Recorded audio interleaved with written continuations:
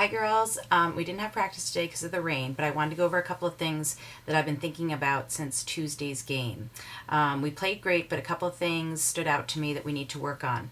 And one in particular is working on our everywhere midi positioning. So we obviously know that with the attack midi, you can go down on attack, but you can't go back on defense. And with defense midi, you can be back on defense, but you can't go over the restraining line to play attack. But our three everywhere midis, obviously we know we can go all over the field. But I think what happened to us is our everywhere midis were going down on attack, passing the ball, trying to shoot, which is all great, except our defense, or the girl that we were marking, didn't come with us, which meant that she was left on the 50 or somewhere down on their attacking end.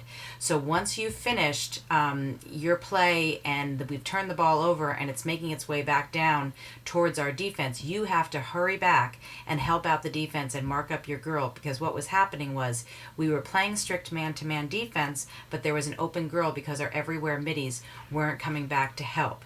So we want to make sure that everybody is marked up. So that's why we say lacrosse is a game of running, and particularly for our midfielders, because you have to play both offense and defense. You cannot let your girl go. You have to play as strict man-to-man as any of our defenders are doing.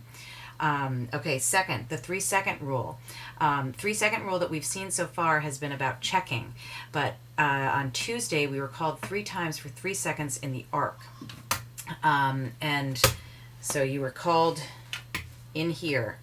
So in the arc, just like in basketball, you cannot be in the paint in basketball for 3 seconds if you're not marking someone. Well, that's the same for lacrosse.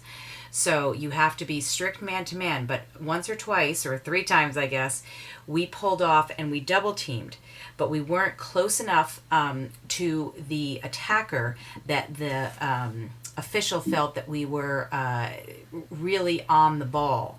So in order not to be called for 3 seconds, you have to make it obvious that you have pulled off your attacker and you are now on the girl with the ball, which would mean that one of our players who's on the ball would be taking the girl's body and the other is taking her stick, not putting her stick in her face, but guarding her stick so that it's very obvious that we have 2 players on the ball.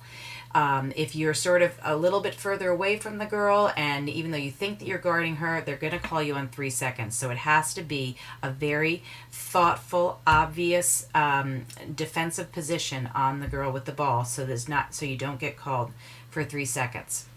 Another thing that we'll do on the field, but I want to talk about, was double teaming. So when we have a double team situation, so I've drawn it. Okay, girl has the ball here. Whoops. Sorry. Here. Okay. So this person is defending, but it looks like the girl is going to attack. So what we want to do is have a little help. So, excuse me. Okay. So this girl is going to slide over here. But now, so she's over here now, and she's double teaming this girl. But this one is open. We have to figure out who is the biggest threat. So these 2 defenders have to help out and they have to compensate. So we have to figure out if this girl, if she's not going to shoot, is it easier for her to pass to this girl or to this girl? And so what we have to do, is our defenders have to help out. So this defender might slide here, or the defender might slide over here, and this defender might slide here to help. Bottom line, it's probably going to be easier for this girl to pass to either this one or this one.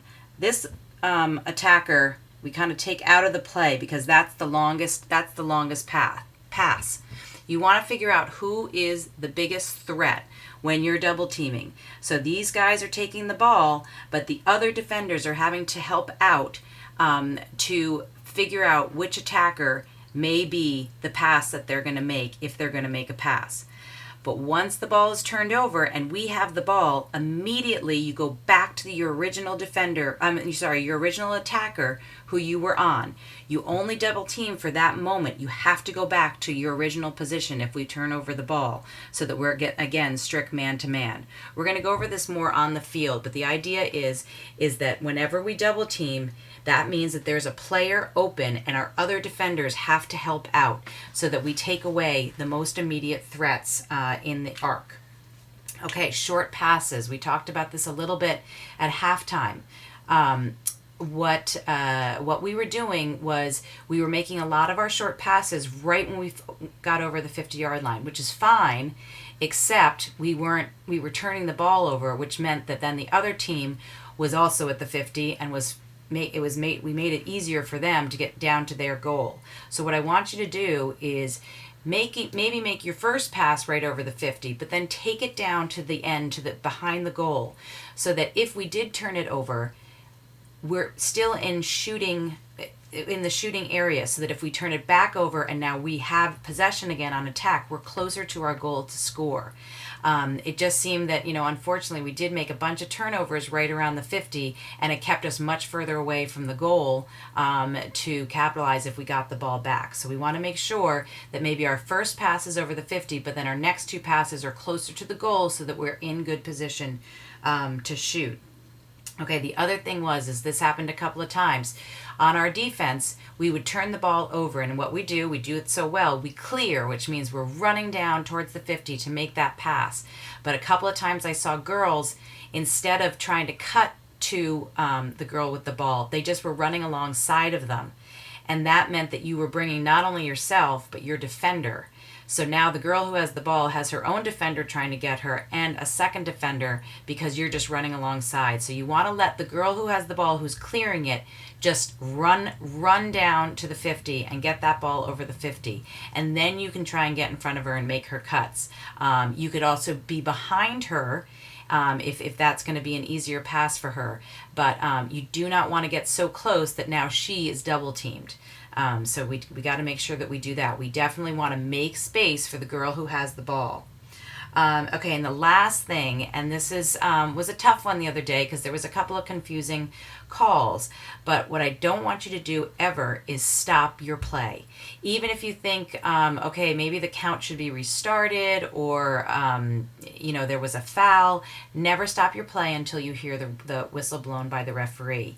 So, even if you question it after the ref has blown don't question. We don't want you to question the ref, but in your mind, kind of, wonder about it after the referee blows the whistle. So we don't want you ever to stop your feet. Keep going through the ball, keep trying to get it, keep defending until you hear that whistle. Never, never, never stop, because that was when once or twice I think we got confused on the count. And the girls went through and then ended up scoring because I think we thought that the count should have restarted. It was all confusing, but the bottom line is I just never want you to stop the play until you hear the ref's whistle. And then we can, come to the sideline, discuss it, whatever it is. But I just want to, I don't want you to sort of get distracted by things that are kind of happening. Just keep playing, keep supporting each other, keep staying with your girl, all that kind of stuff. I think that is it. I will hopefully see a bunch of you at house, and if not, we are at 9 o'clock at John Jay High School on their turf. And we should probably be there at 8:30 so we can do a little warm up, get a little passing in, get maybe some shooting, and we'll go over a bunch of the stuff that I'm talking about here, particularly the double teaming. But that's all for tonight, girlies. So I will see you either at school or on the weekend. Okay, have a good night. Bye.